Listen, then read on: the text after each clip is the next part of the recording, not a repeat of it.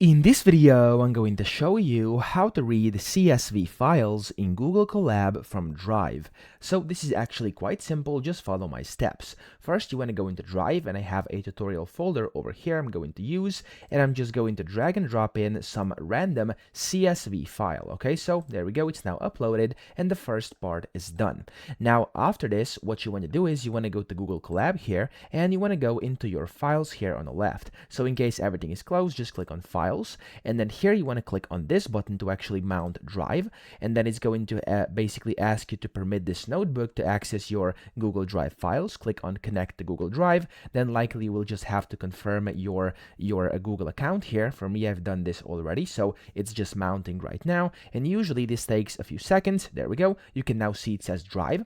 And from here, you just want to go ahead and click on this arrow down, and you want to find inside your drive where you actually have put your files. So for me, I have the CSV file inside the tutorial folder. So I want to find it over here and tutorial, and then we have day.csv. So I'm going to click on those three dots next to it, and you want to click on copy path.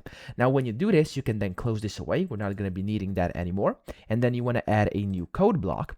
And then in here, you first want to type in import pandas as PD. Okay, so just type that in and then press this run button here, or press Ctrl plus enter, and you should get a check mark. After that, add a separate code block, and in here we're actually going to display it. Only one remaining, so bear with me. Here you want to type in path, and then you want to do equals, and then you want to do these kind of double parentheses, and then you want to paste in the path, and then in here you simply want to create another line here. You want to do df equals pd dot read, and as you can see, for me it's already filling up. Now for you it may as well, so just basically type that in and do path here. So pd.read underscore csv, and then path in brackets, and then down here what you should do is do enter again, df dot head, and then in brackets you should basically type in the amount of rows you want to return. So for example, if I do 10 over here, it's going to return 10 rows.